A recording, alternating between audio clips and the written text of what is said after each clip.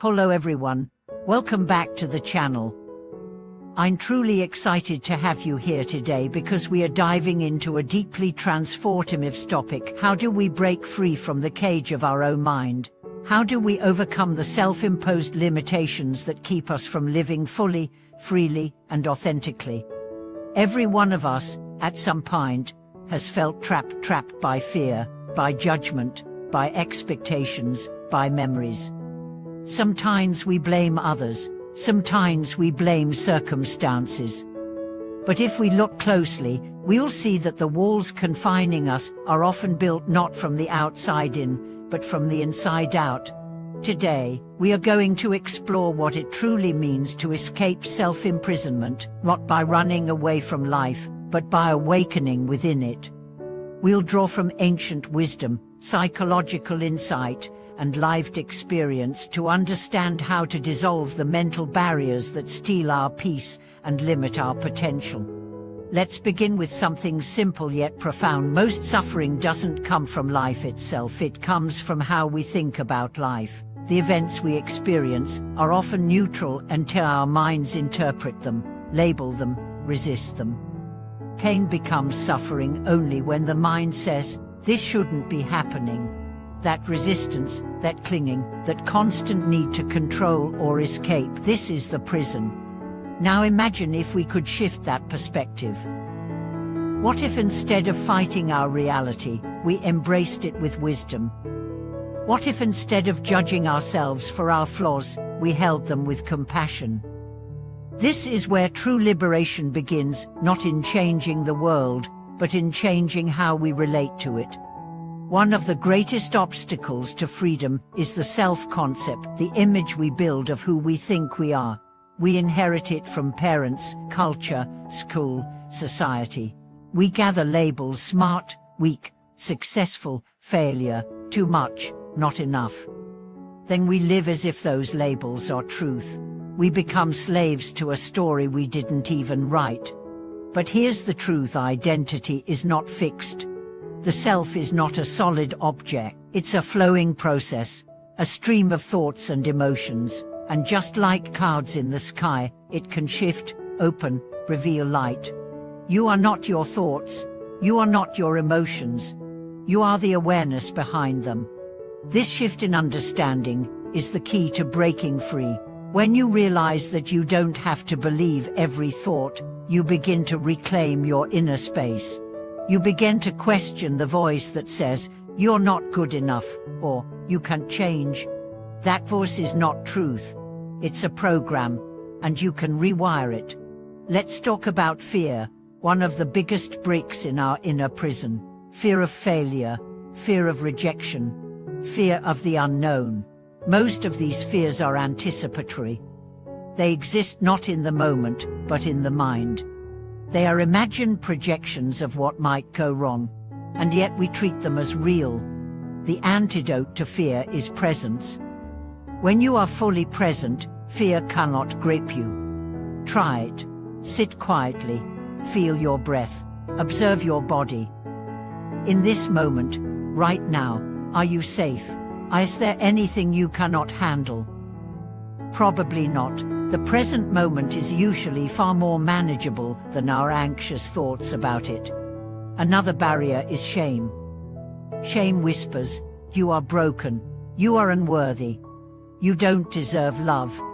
But shame is not a reflection of truth, it is a learned belief, and beliefs can be unlearned. Through the practice of self-compassion, though meeting ourselves with kindness, we can begin to dissolve the grip of shame. I remember a young man who came to one of our retreats. He was bright, articulate, and deeply kind, but he lived under the weight of crippling self-doubt. He had grown up in a family where nothing he did was ever enough. Praise was rare, criticism was constant. As a result, he internalized the belief that he was fundamentally inadequate. At the retreat, he was introduced to the concept of inner freedom, not by achieving more, but by letting go. Through meditation, sharing circles, and guided reflections, he began to see that the voice of unworthiness wasn't his, it was inherited, and slowly, he started to speak to himself differently. He began to believe in his own goodness. By the end of the week, he said something I never forget. I used to live like a prisoner trying to escape. Now I see I was always holding the key. That key is awareness. The moment you become aware of the prison, you're no longer fully inside it. You've stepped into the role of the observer. And from there, everything becomes possible. Let's explore how to cultivate this awareness in daily life.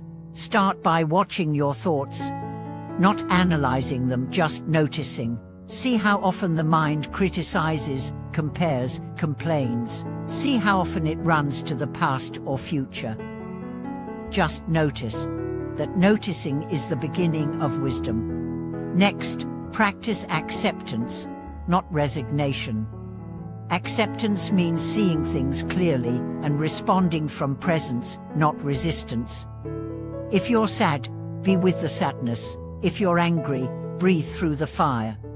Don't suppress, don't explode, just witness. Emotions are energy. Let them move, let them teach.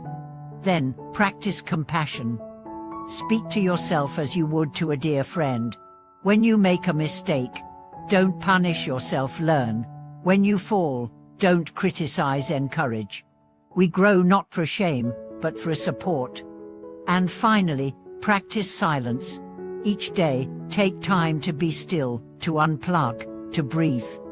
To remember that beneath the noise of the world, there is a silence that holds everything. That silence is your home. Return to it often. It will teach you more than any book ever could. Breaking free is not a one-time event. It is a practice, a returning, a remembering. You will forget. That's okay. You will get caught again. That's okay. Each time you return, you deepen your freedom. You are not here to be perfect. You are here to be real, to be whole, to be awake. Your worth is not based on productivity. Your value is not based on success. You are valuable because you exist, because you are aware, because you have the capacity to love. Let me tell you one last story.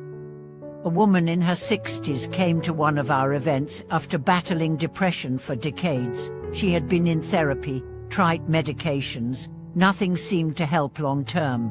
What changed her life wasn't a technique, it was a realization. She said, "All my life, I've been trying to fix myself, but now I see I was never broken. I just needed to come home to myself. And that's what I want for you. Not to escape yourself, but to return to yourself. To see that the door to your freedom has always been open. You just forgot. So if you feel stuck, trapped, limited, start here. With breath, with presence, with the courage to meet yourself as you are. You don't need to escape your life. You just need to wake up within it." Thank you for watching this video. I hope it sparked something in you, a reflection, a breath, a step toward freedom. If it did, please share your thoughts below. Let us know your experiences, your struggles, your breakthroughs, and if you haven't already, subscribe, hit like, and ring the bell to stay connected with our journey of inner liberation. Until next time, stay present, stay kind, stay free.